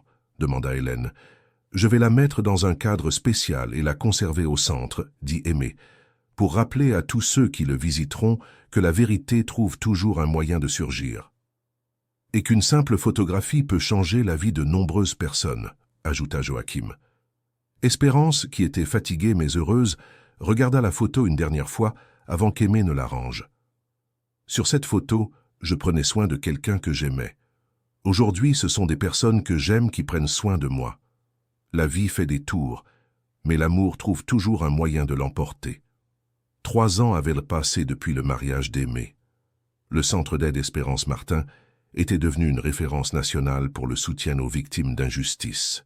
Des centaines de familles avaient été réconciliées, des dizaines de cas d'accusations fausses avaient été élucidés, et de nombreuses personnes avaient trouvé de l'aide pour reconstruire leur vie. Aimée et Joachim étaient devenus parents de jumeaux, Espérance, en hommage à la grand-mère, et Martin, en hommage au parrain. Les enfants grandissaient entourés de l'amour et de l'attention de toute la famille élargie. Espérance avait retrouvé une grande partie de sa mobilité et de sa parole grâce au traitement continu. Elle était devenue une sorte de conseillère spirituelle du centre, offrant des paroles de réconfort et d'espoir à ceux qui y arrivaient en détresse. Dorothée, à 75 ans, restait active et était considérée comme la matriarche officielle de la famille. Ses recettes de Provence étaient devenues célèbres dans le quartier et elle avait toujours un plat supplémentaire préparé pour toute visite. Hélène avait découvert une vocation pour le travail social et se dédiait entièrement au centre. Elle organisait des conférences, des événements caritatifs et avait développé une capacité spéciale pour obtenir des dons d'entreprise. Martin continuait d'être le principal financeur du projet, mais plus que cela, il était devenu un défenseur actif des droits des personnes ayant subi des injustices. Il donnait souvent des conférences dans des universités et des entreprises sur l'importance de la responsabilité sociale. Isabelle, maintenant âgée de 21 ans, étudiait le droit avec une spécialisation en droit de l'homme. Son projet était d'obtenir son diplôme et de travailler exclusivement sur des cas de personnes ayant souffert d'injustice, suivant l'exemple de la famille qui l'avait inspiré. Un dimanche après-midi, comme à l'accoutumée, toute la famille était réunie pour le déjeuner. Les enfants jouaient dans le jardin tandis que les adultes discutaient dans le salon. « Vous savez que le centre va fêter ses 5 ans le mois prochain ?» commenta Hélène. « Déjà 5 ans, » dit Aimée impressionnée. « On dirait que c'était hier que tout a commencé. »« Et regarde tout le bien qui est arrivé depuis, » observa Joachim. « Combien de familles ont été réunies, combien de vérités ont été découvertes. » Vous savez quelle est la plus belle partie de tout cela? Demanda Espérance, qui jouait avec ses petits-enfants sur ses genoux. C'est que notre douleur s'est transformée en guérison pour d'autres personnes. C'est vrai, approuva Dorothée. Qui aurait cru qu'une si grande souffrance pourrait générer autant de bonnes choses? Martin regarda le portrait encadré de toute la famille qui était accroché au mur du salon. C'était une photo récente, prise lors du dernier Noël, où tout le monde apparaissait souriant et enlacé. « Aimé, dit-il, tu te souviens quand tu m'as demandé si je croyais vraiment que ta mère était une voleuse? Je m'en souviens. Pourquoi? Parce qu'à ce moment-là, j'ai su que je n'y croyais pas. Et c'est là que j'ai réalisé que j'avais passé des années à vivre avec une culpabilité que je ne voulais pas admettre.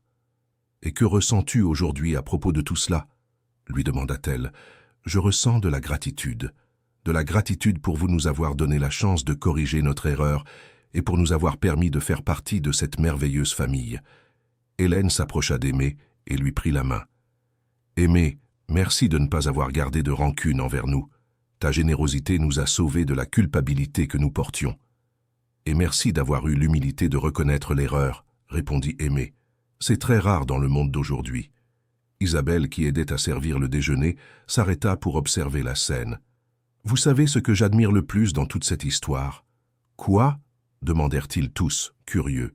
La capacité que vous avez eue de transformer une situation terrible en quelque chose de beau, de faire en sorte que la souffrance devienne de l'espoir pour d'autres personnes. Espérance regarda sa petite-fille adoptive avec tendresse. Isabelle, tu as beaucoup grandi ces dernières années. Tu es devenue une femme sage et généreuse. J'ai appris des meilleurs exemples, répondit la jeune femme en embrassant Espérance. Après le déjeuner, pendant que les enfants dormaient, les adultes se réunirent sur la véranda pour discuter. C'était une habitude qu'ils avaient développée ces dernières années, utiliser ces après-midi de dimanche pour planifier des projets futurs et réfléchir à la vie. « Les amis, dit Aimé, j'ai pensé à écrire un livre racontant notre histoire. »« Quelle idée intéressante, dit Joachim. Cela pourrait aider beaucoup de personnes qui traversent des situations similaires. »« Exactement. Je pense tout raconter. La disparition de ma mère, les années de souffrance, la découverte de la vérité, le pardon, la réconciliation. Et la création du centre aussi, ajouta Hélène, pour montrer qu'il est possible de transformer la douleur en un but. Tu veux que je t'aide pour la partie enquête? Proposa Joachim. Bien sûr. Et vous, famille Durand, vous voulez participer en racontant votre version? Ce serait un honneur, dit Martin. Peut-être que notre histoire pourra inspirer d'autres personnes à reconnaître leurs erreurs et à tenter de les corriger. Espérance, qui écoutait la conversation attentivement, prit la parole. « Aimé, si tu écris ce livre, je veux que tu racontes une chose importante. »« Quoi, maman ?»« Que le pardon, ce n'est pas oublier ce qui s'est passé, c'est choisir de ne pas laisser ce qui s'est passé continuer à te faire mal. »« Quelle belle phrase, maman. Je vais certainement inclure cela dans le livre. » Dorothée, qui tricotait des vêtements pour les jumeaux, leva les yeux de son ouvrage. Et n'oubliez pas de raconter l'importance de l'amitié véritable. Si je n'avais pas accueilli Espérance quand elle est arrivée ici, peut-être que cette histoire aurait eu une fin différente. C'est vrai, Madame Dorothée, approuva Aimé. Vous avez été un ange dans la vie de ma mère. Un ange? Allons donc, rit Dorothée. J'ai seulement fait ce que toute personne décente ferait pour une amie en difficulté. Mais ce n'est pas si courant que cela devrait l'être, remarqua Isabelle. Beaucoup de personnes préfèrent s'éloigner quand quelqu'un a des problèmes. C'est pourquoi notre histoire est si importante, dit Hélène, pour montrer qu'il est effectivement possible de faire le bien et de changer la vie des autres. Alors que l'après-midi avançait, la conversation devint plus réflexive. Chacun partagea comment cette expérience avait changé sa perspective de vie. « Vous savez ce que j'ai appris de tout cela, » dit Martin, « que la vraie richesse n'est pas dans ce que nous possédons, mais dans les personnes que nous aimons et qui nous aiment. Et moi, j'ai appris que nous ne devons jamais juger quelqu'un sans connaître toute l'histoire, » ajouta Hélène. « J'ai appris que la persévérance est toujours payante, » dit Aimé. « Si j'avais abandonné ma recherche de la vérité sur ma mère, rien de tout cela ne serait arrivé. Et moi, j'ai appris que la famille se construit chaque jour par des gestes d'amour et d'attention, » compléta Joachim. Isabelle réfléchit un moment avant de parler. Moi, j'ai appris que les jeunes peuvent et doivent remettre en question ce qui semble injuste. Si je n'avais pas insisté pour découvrir la vérité sur grand-mère Espérance, peut-être que vous ne l'auriez pas retrouvée. C'est vrai, dit Martin, fier de sa fille. Ton courage de questionner nos certitudes a été essentiel pour que nous découvrions la vérité. Espérance, qui était restée silencieuse, écoutant les réflexions de chacun, prit enfin la parole. J'ai appris que Dieu ne nous abandonne jamais, même quand nous pensons être complètement seuls. Aux moments les plus difficiles de ma vie, quelqu'un est toujours apparu pour m'aider. Dorothée, les médecins qui m'ont soigné, et à la fin, vous, ma nouvelle famille. Et moi, j'ai appris que l'âge n'est qu'un nombre, dit Dorothée, faisant rire tout le monde. À 75 ans, je peux encore commencer une nouvelle vie, me faire de nouveaux amis, avoir une nouvelle famille. Les enfants se réveillèrent de leur sieste et accoururent sur la véranda. Le petit Martin se dirigea droit vers son homonyme, tandis que la petite Espérance se blottit sur les genoux de sa grand-mère. « Mamie Pérance, » dit la petite fille, avec son langage encore enfantin, « tu racontes une histoire ? Quelle histoire veux-tu entendre, ma petite fille ? » L'histoire de la photo, tout le monde rit. Les enfants adoraient entendre l'histoire de comment une vieille photo avait réuni toute la famille. « Il était une fois, » commença Espérance d'une voix douce, « une photo oubliée dans un tiroir. » Tandis qu'Espérance racontait l'histoire à ses petits-enfants, les adultes observaient avec tendresse. Cette scène simple, une grand-mère racontant des histoires à ses petits-enfants, entourés de sa famille, représentait tout ce qu'ils avaient accompli ensemble. « Aimé, » chuchota Hélène, « regrettes-tu quelque chose dans tout ce qui s'est passé ?»« Une seule chose, » répondit-elle pensive. « Laquelle ?»« De ne pas avoir trouvé cette photo plus tôt. » Tout le monde rit doucement pour ne pas interrompre l'histoire que racontait Espérance. Quand la nuit tomba, comme d'habitude, toute la famille se réunit pour le dîner. La grande table accueillait tout le monde confortablement. Espérance, Dorothée, Aimé, Joachim, les jumeaux dans leurs chaises hautes, Martin, Hélène et Isabelle. Avant de commencer à manger, Martin demanda la permission de partager une réflexion. « Famille, » dit-il en regardant tous ceux assis autour de la table, « aujourd'hui, cela fait exactement 5 ans depuis cet après-midi où Aimé a trouvé la photo de sa mère dans le tiroir de la cuisine. »« 5 ans !»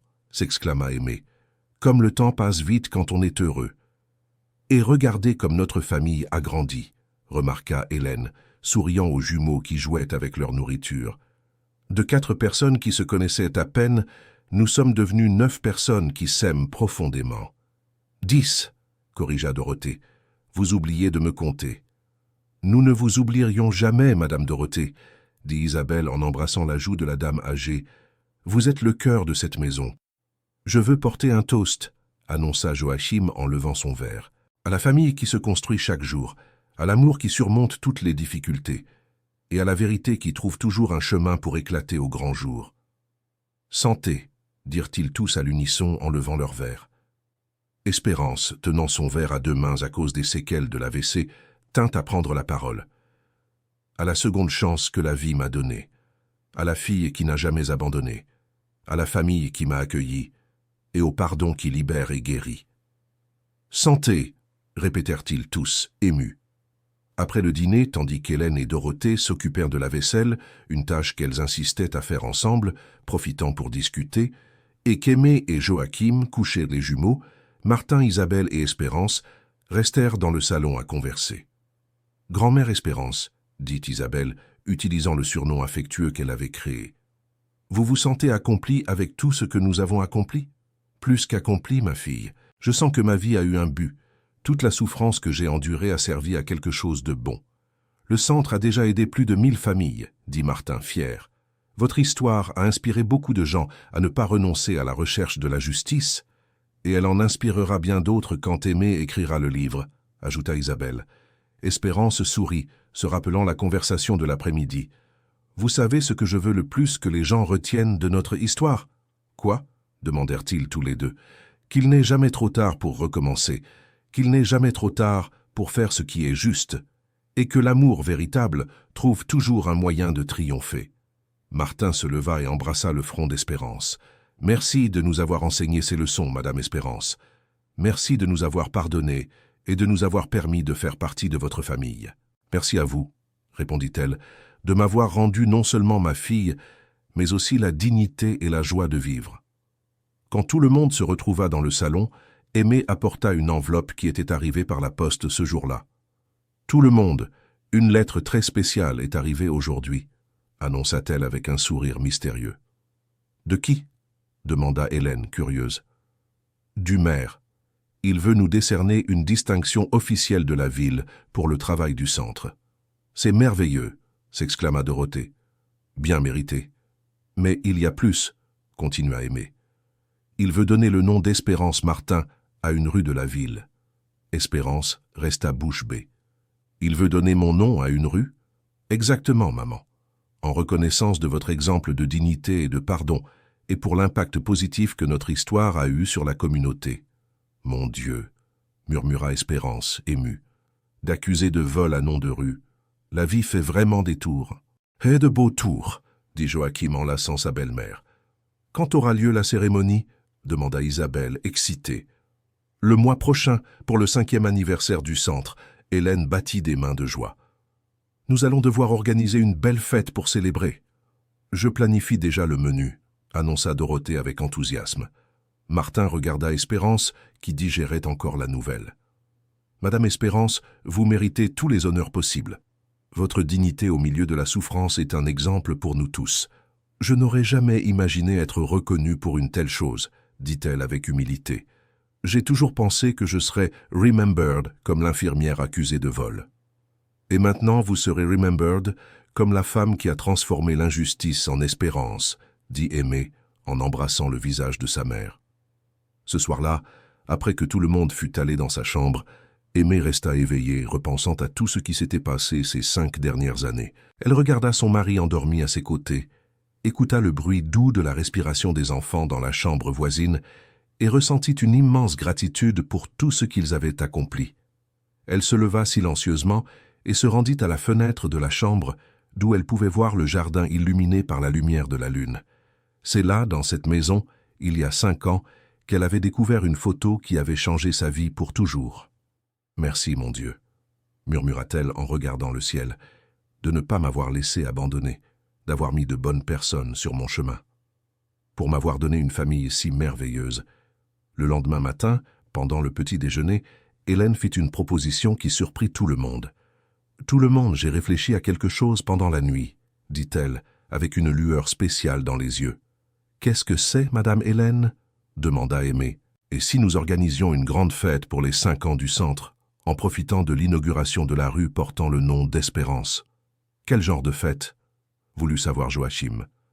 Une fête qui réunirait toutes les familles qui ont été aidées par le centre ces 5 dernières années. Ce serait une célébration de la victoire de l'amour sur l'injustice. « Quelle belle idée !» dit Isabelle, enthousiaste. « Ce serait comme une grande réunion de famille. »« J'adore l'idée, » approuva Aimée. « Ce serait émouvant de revoir toutes ces personnes et de savoir comment elles vont.